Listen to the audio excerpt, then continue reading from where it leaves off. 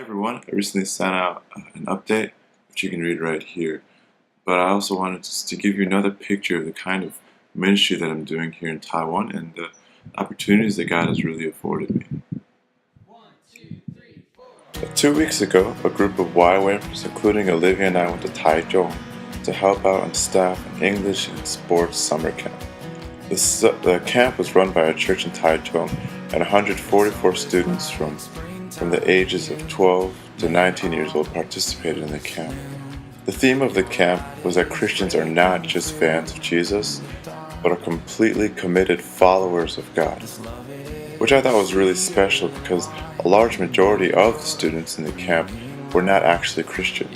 But anyways, every day in the camp we used the Bible to teach English and to talk about God, to talk about who God is and share what it means to believe in God and to be a Christian. And we also taught the kids sports too. I taught tennis every day from 10 a.m. to 12 p.m. and it was just when it started to get hot. And Olivia, she was teaching cooking, which I benefited greatly from right now. That week was really an amazing time to build a relationship with Taiwanese people and to share the gospel. At the end of the week, over 40 of the students decided that they wanted to follow God, and 8 of them were allowed to be baptized. There's one guy that I want to share about who really touched me that week. His name is Willie. He came to this camp 3 years ago and decided that he wanted to follow God, and as per camp rules, he had to call his parents and tell them about his decision because he also wanted to be baptized as well. His mom told him that he could be a Christian and be baptized, but only after his grandfather passed away. In his grandparents' lives, ancestral worship is deeply rooted. So this was a real struggle for Willie because pretty much the choice was just you can only become a Christian when your grandparents pass away. And that means that there wouldn't be any opportunity to share the gospel with his grandparents. So before Willie came to camp, he thought he could just wait until his grandparents passed away to become a Christian.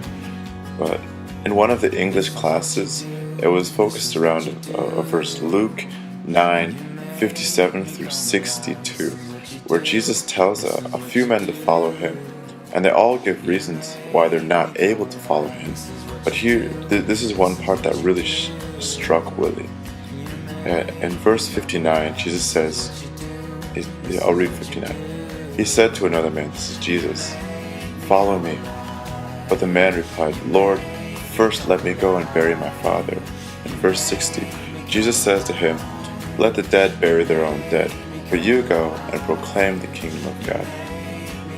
And as I was talking to Willie through these verses, he told me, I thought I could just wait until my grandfather passed away.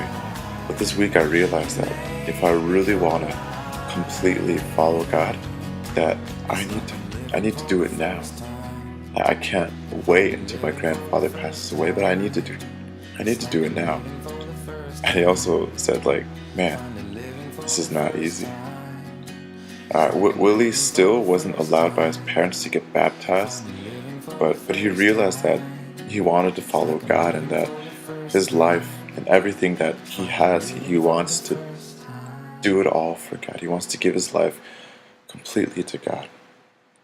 And this camp was really a challenge for Christians and non-Christians alike, but it was really amazing to see what God is doing in Taiwan, and it was really encouraging that God would use us to encourage Taiwanese Christians to really go wholehearted for Him.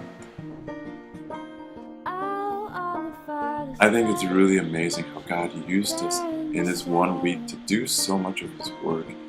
God is really working in Taiwan. And there's one other thing I want to tell you about too. I can't tell you when, but I will be going to China for about 2 weeks to do some teaching, but it's going to cost me and Olivia about $1,200. So if you have a heart for China, or you really support and get behind this idea of going to China and teaching, or you'd like to support us financially, or send us some words of encouragement, or even get some information about this trip, or you want our newsletter, then you can contact us here, nicolaandolivia@gmail.com. You can contact us here, nicolabear@gmail.com. Contact us here on my Facebook. And last of all, I really just want to say thank you for supporting Olivia and me as we're in Taiwan. We were not able to be here without your support, without your prayer, just without you guys being here for us. So I really want to thank you, and I just pray that you guys back home are just having a blessed time too. Alright, I'll see you guys later.